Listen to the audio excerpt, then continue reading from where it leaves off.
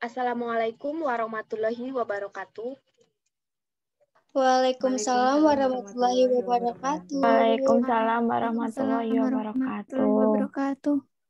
Ini sudah masuk ke dalam ruang Zoom semua ya, anak-anak? Sudah, Bu. Ya, untuk mengawali pembelajaran kali ini, marilah kita berdoa menurut kepercayaan masing-masing. Berdoa dimulai.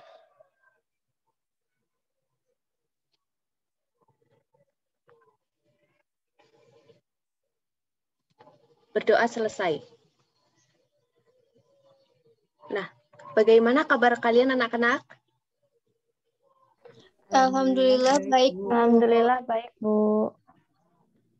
Ya, sebelum memulai, Ibu akan absen dulu ya.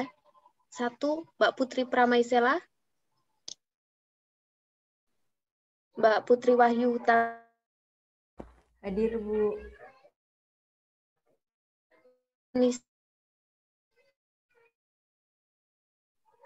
Maulana Galih Nirmala. Hadir, Bu. Amalia Rahmadani. Ini Mbak Amel kemana ini? Oh, mungkin belum. Mungkin Zoom-nya keluar sendiri, Bu. Oh iya, baik. Terkendala sinyal. Nah, pada pertemuan minggu lalu, kita telah membahas tentang teks ceramah. Ada yang masih ingat tentang teks ceramah? Saya, Bu. Iya, Mbak Putri Pramaisela. Apa itu teks ceramah? Baik, teks ceramah itu adalah teks yang berisi pemberitahuan, penyampaian suatu informasi, baik pengetahuan maupun informasi umum, atau lainnya untuk disampaikan di depan orang banyak atau oleh pakar ataupun orang yang menguasai bidangnya, baik secara langsung maupun melalui media elektronik atau digital. Seperti itu, Bu. Ya, baik. Benar sekali untuk Mbak Putri Pramaisela. Terima kasih. Nah, teks ceramah sendiri merupakan teks yang berisi pemberitahuan, penyampaian suatu informasi, baik pengetahuan maupun informasi umum lainnya, untuk disampaikan di depan orang banyak oleh pakar atau orang yang menguasai bidangnya, baik secara langsung maupun melalui media elektronik dan digital. Nah, penceramah ini biasanya dilakukan oleh orang-orang yang memang menguasai di bidangnya. Nah, struktur ceramah. Struktur ceramah itu kemarin ada pembukaan atau tesis, kedua isi ataupun rangkuman argumen, ketiga ada penutup dan penegasan kembali. Teks ceramah. Teks ceramah ini juga memiliki karakteristik kebahasaan tersendiri yang cenderung berbeda dengan teks lainnya. Berikut ada beberapa kaidah teks ceramah. 1. Banyak memakai kata ganti orang pertama tunggal dan kata ganti orang kedua jamak sebagai sapaan.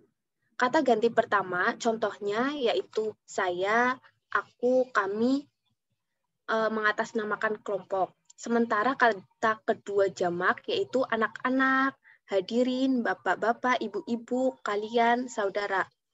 Nah, yang kedua yaitu banyak menggunakan kata teknis atau peristilahan yang sesuai dengan topik yang dibahas.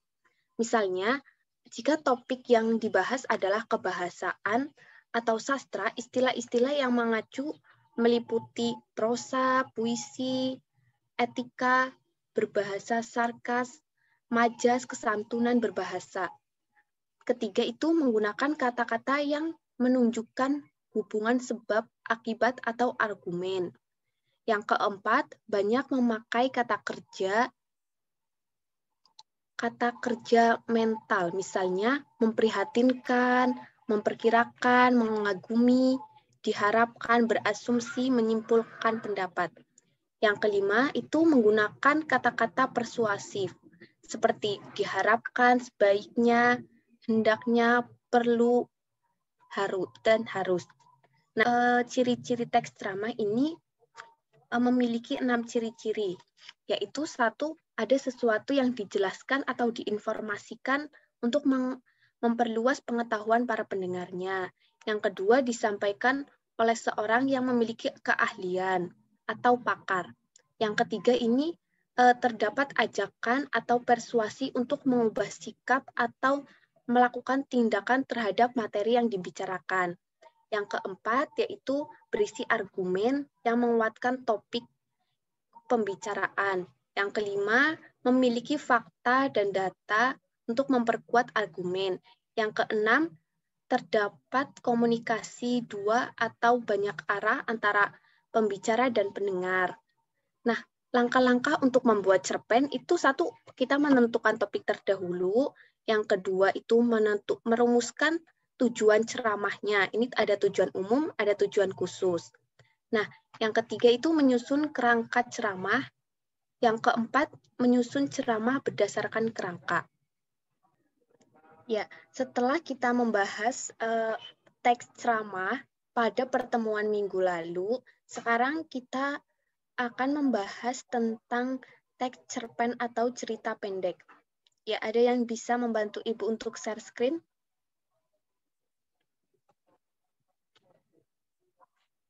Saya bisa, Bu. Ya, baik, Mbak Putri Wahyutami.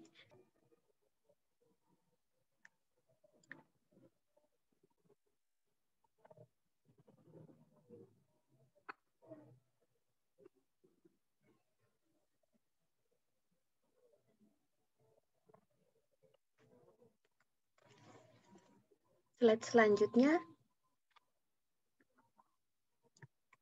Nah, sebelum kita membahas tentang teks cerpen atau cerita pendek, ada yang bisa tahu tentang teks cerita pendek ini? Oh, belum ada yang tahu ya. Ya udah, slide selanjutnya. Nah, cerita pendek atau cerpen ini menurut Kamus Besar Bahasa Indonesia atau KBBI merupakan sastra kiasan pendek atau kurang dari 10.000 kata yang memberikan kesan tunggal yang dominan dan memusatkan diri pada satu tokoh dalam satu situasi atau pada suatu ketika.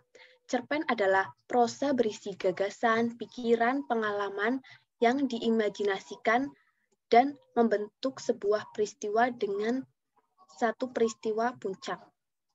Slide selanjutnya.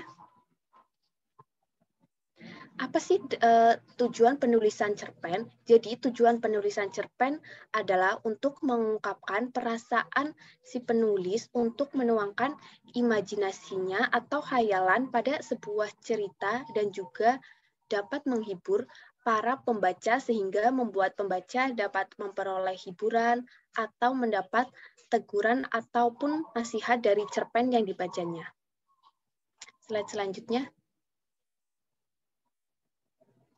Nah, fungsi dari cerpen sendiri yaitu memiliki 5 fungsi. Satu itu fungsi rekreatif. Jadi fungsi rekreatif merupakan fungsi yang memberikan rasa senang, gembira, dan terhibur kepada para pembacanya. Yang kedua yaitu fungsi didaktif. Fungsi didaktif sendiri merupakan fungsi yang mengarahkan dan mendidik para pembaca kepada nilai-nilai kebenaran dan kebaikan yang dimuat di dalam cerpen. Yang ketiga yaitu fungsi estetis. Fungsi estetis sendiri merupakan fungsi yang memberikan keindahan kepada para pembaca karya sastra cerpen ini. Yang keempat yaitu fungsi moralitas. Fungsi moralitas adalah fungsi yang mengandung atau memiliki nilai moral, yaitu moral yang baik ataupun moral tidak baik bagi para pembacanya. Dengan adanya fungsi moral ini, diharapkan para pembaca dapat mengetahui akibat dari moral yang tidak baik sehingga dirinya tidak mengikuti apa yang moral tidak baik itu lakukan. Yang kelima yaitu fungsi religiusitas. Fungsi religiusitas sendiri yaitu fungsi yang mengandung ajaran agama yang dapat dijadikan teladan bagi para pembacanya. Nah, dalam cerpen sendiri ini kan memiliki unsur pembangun. Unsur pembangun sendiri merupakan unsur-unsur yang berperan dalam pembentukan cerpen. unsur pembangun ini terdiri dari unsur intrinsik dan ekstrinsik. Baik, selanjutnya slide selanjutnya. Slide selanjutnya.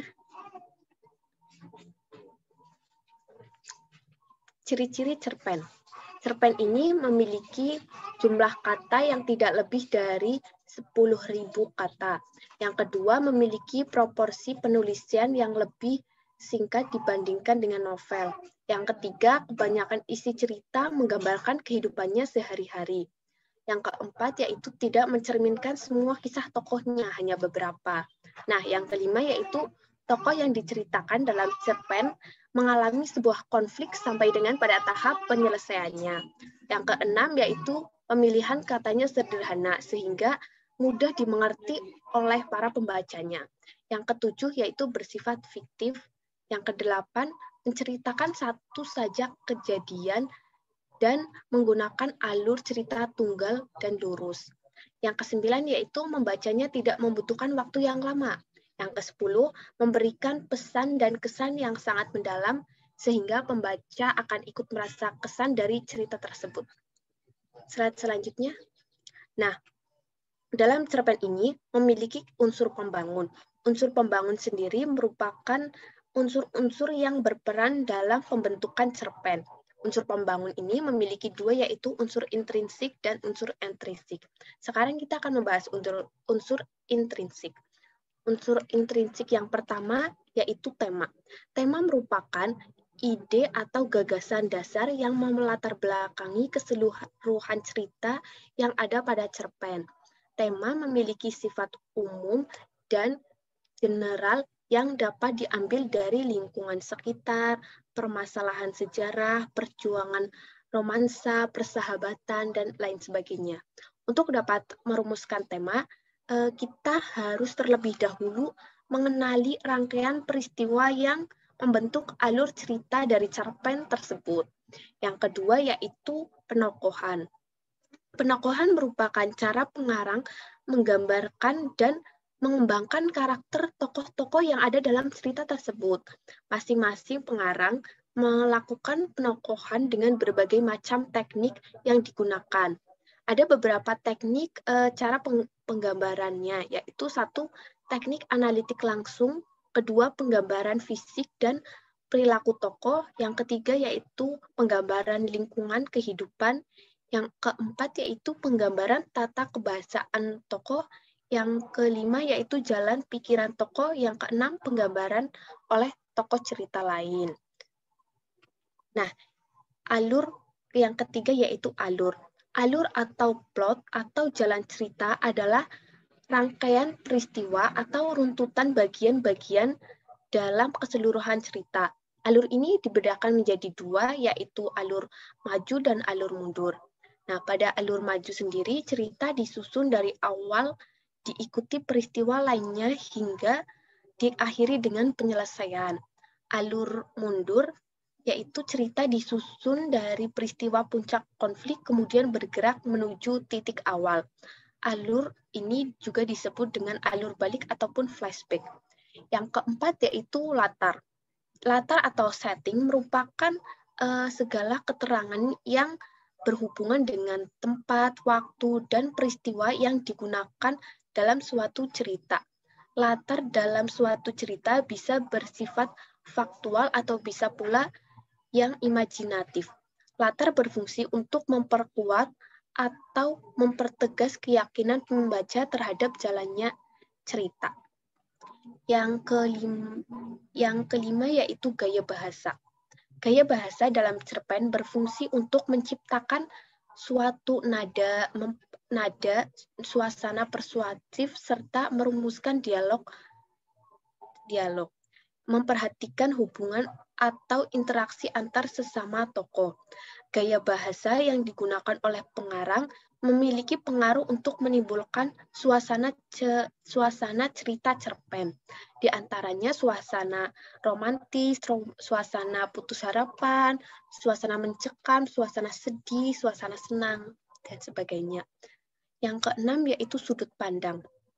Sudut pandang merupakan strategi yang digunakan oleh pengarang cerpen untuk menyampaikan ceritanya, baik itu sebagai orang pertama, orang kedua, orang ketiga, dan seringkali para penulis menggunakan sudut pandang orang yang berada di luar cerita tersebut.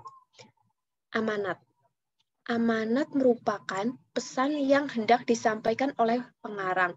Amanat dalam cerita umumnya bersifat tersirat, dan kehadiran amanat ini pada umumnya tidak bisa lepas dari tema cerita tersebut. Misal jika tema dari cerita tersebut yaitu tentang perjuangan, maka amanat cerita itu pun tidak jauh dari pentingnya mempertahankan kemerdekaan.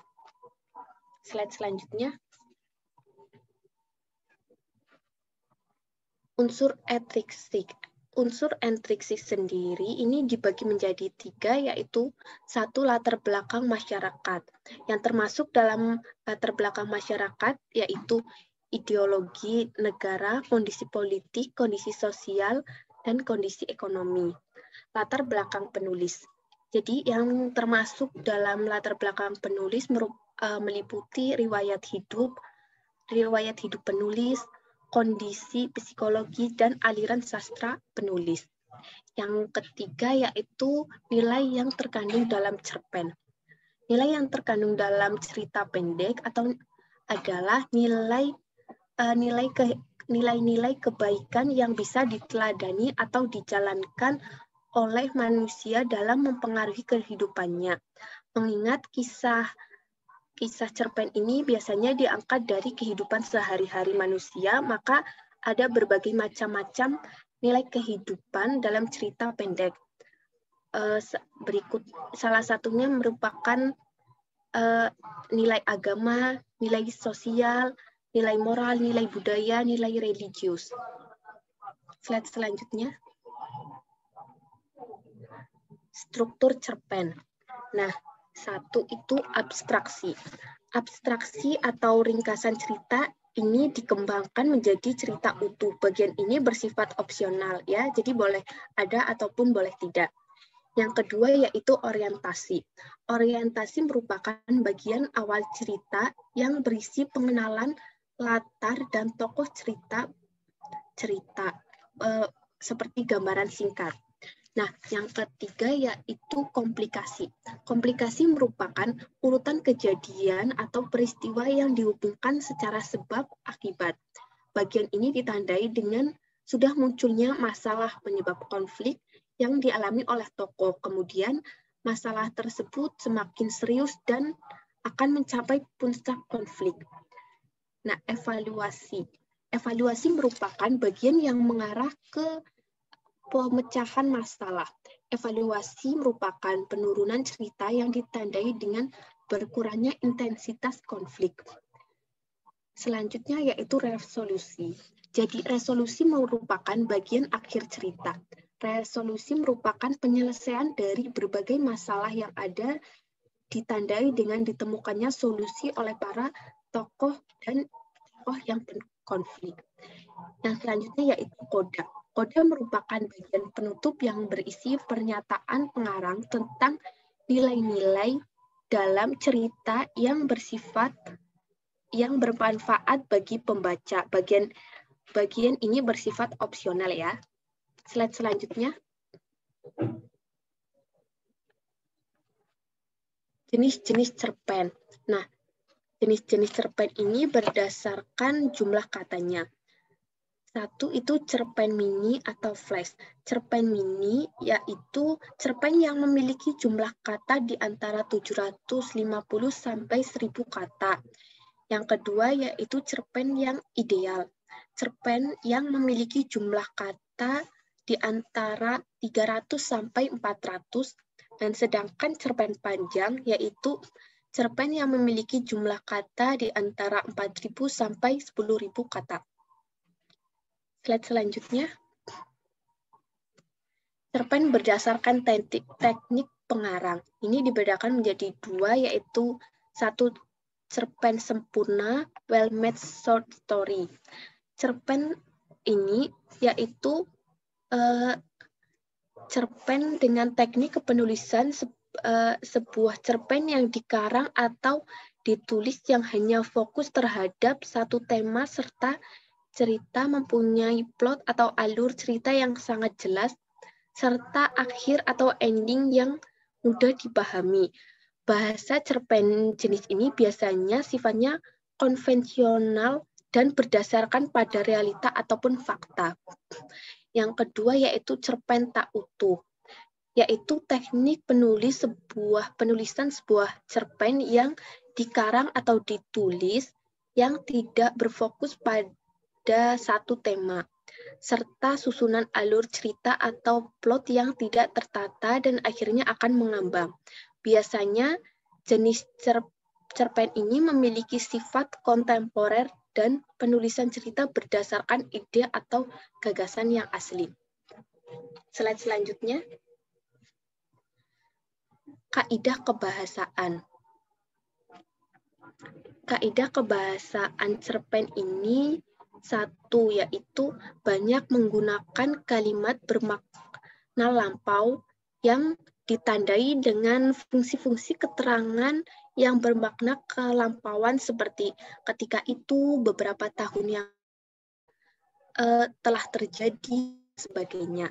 Yang kedua yaitu banyak menggunakan kata yang menyatakan urutan waktu, konjungsi kronologi. Contohnya sejak saat itu, setelah itu, mula-mula, dan sebagainya. Banyak menggunakan kata kerja yang menggambarkan suatu peristiwa yang terjadi. Yang keempat yaitu banyak menggunakan kata kerja yang menunjukkan kalimat langsung sebagai cara menceritakan tutur tokoh oleh pengarang. Contohnya yaitu mengatakan bahwa, menceritakan tentang, mengungkapkan, menanyakan, menyatakan, menuturkan, dan sebagainya. Yang kelima yaitu banyak menggunakan kata kerja yang menyatakan suatu yang dipikirkan atau dirasakan oleh contoh. Contohnya yaitu seperti merasakan, menginginkan, mengharapkan, mendambakan, mengalami, dan sebagainya. Yang keenam yaitu banyak menggunakan dialog. Hal ini ditunjukkan dengan tanda petik ganda dan kata kerja yang menunjukkan tuturan langsung. Yang ketujuh yaitu menggunakan kata sifat untuk menggambarkan tokoh, tempat, dan suasana. Ada pertanyaan? Karena tidak ada yang bertanya, jadi untuk evaluasi, Ibu akan memberikan beberapa soal nanti akan dikirimkan di WhatsApp grup ya. Di kesimpulan dari pembelajaran kali ini tentang cerpen yaitu, jadi kesimpulan yang dapat kita ambil dari pembahasan cerpen ini yaitu cerpen merupakan prosa yang berisi gagasan, pikiran, pengalaman yang diimajinasikan dan membentuk sebuah peristiwa dengan satu peristiwa puncak lainnya. Nah, cerpen juga memiliki fungsi, memiliki unsur intrinsik dan ekstrinsik, memiliki struktur cerpen yang terdiri dari abstraksi, orientasi, komplikasi, revolusi, koda, dan jenis-jenis cerpen, memiliki kaidah kebahasaan. Sekian pembelajaran kali ini. Wassalamualaikum warahmatullahi wabarakatuh.